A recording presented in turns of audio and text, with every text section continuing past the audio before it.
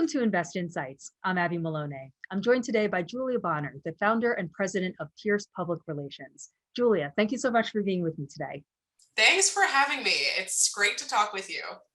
So we'll get into talking about this new economy that's been created by the pandemic, new business norms, new strategies, new operations, and what had started during the pandemic that's helped shaping our future. But before we get there, I want to ask you on a personal note, what were some personal norms that you started during the new personal norms that you started during the pandemic that you're going to carry with you in this post-pandemic world we're entering into? Gosh, I think the main thing would just be more prioritization of connecting with relationships that I don't always make time to do. So as simple as that sounds, I think it would just sort of underscore the value of the relationships that I have and making sure that work doesn't ever become too busy where they don't become, kind of front and center.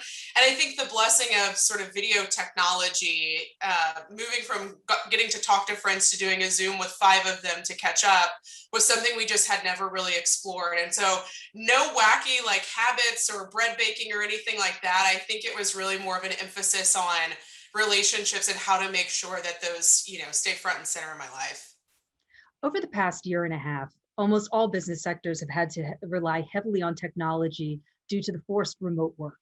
What would you identify as the impact of this further digitization and heavier reliance on technology platforms for the public relations sectors and business development overall? And how would you say the sector has been permanently changed moving forward? Yeah, it's a great question. And I think the main thing that we always say is times of change create the greatest opportunities for businesses. And so we, over the last year, have helped our clients sort of reimagine how they're communicating and doing business development.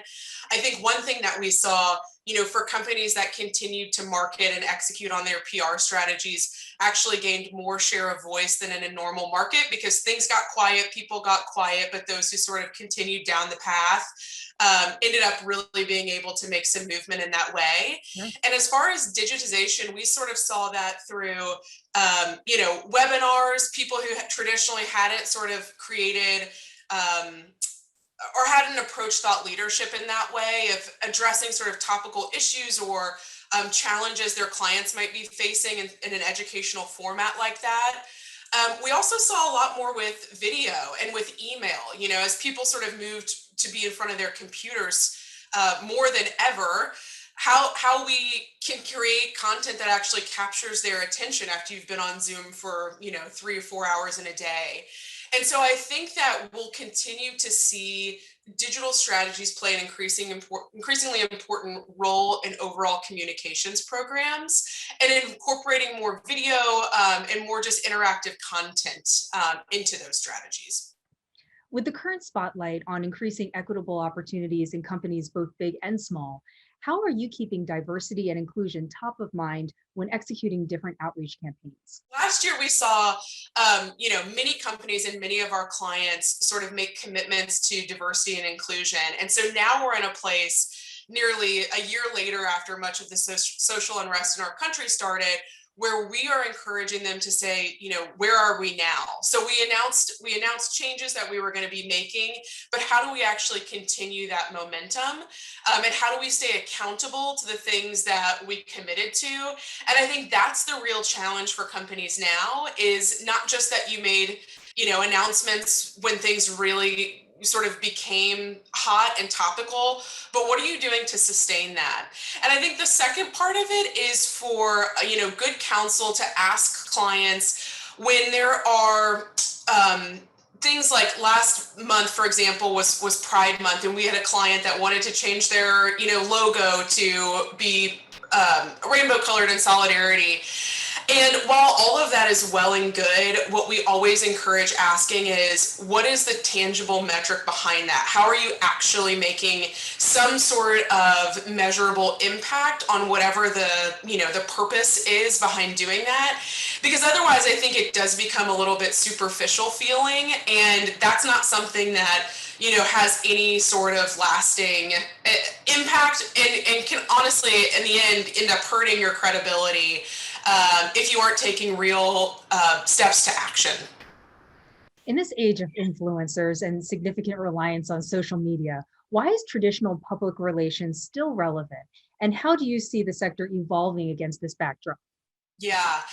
I think that earned media and news coverage simply is an avenue for credibility that influencers and social media will never be able to offer. So while I think those are important tactics to consider on certain occasions, if somebody reads about your company in the Wall Street Journal or in Invest Nashville, they're going to take that more seriously and understand and perceive you as a stronger thought leader than a social media post. And so I think the value of earned media um, will always be high for that reason, simply because of the credibility that it creates. And now that we find ourselves in this new economy shaped by the pandemic, what's next for Pierce Public Relations and public relations overall? Gosh, well, I think kind of going back to the earlier question is what's next for the industry is going to be more incorporation of data and strategy. Now that we're using more digital channels, we're leveraging email, we're leveraging video, is we have a better understanding of who's engaging with content and how to use that in a more strategic way. I think for us, our business is primarily focused on the B2B space. And so we're also just seeing a lot more companies kind of that didn't necessarily, social media was sort of a back burner area, really understand the importance and the impact that it can have when it's done strategically. And so I think for our clients, last year just accelerated the trajectory to move into and explore new strategies that they had either considered but not prioritized, or just not considered, and to actually start seeing that really make measurable impact on the things that they're trying to achieve. So we're really excited about what's ahead. I think we've seen a lot of silver linings over the last year, and are excited to continue to see the growth and momentum that PR and marketing can create. Excellent. Well, thank you again. That's Julia Bonner, the founder and president of Pierce Public Relations. My name is Abby Malone, and you've been watching Invest Insights. Julia, thank you again. Thanks, Abby. Hey everyone, don't forget to like this video and subscribe to our channel so that you can stay up to date on the latest business trends from our knowledgeable experts.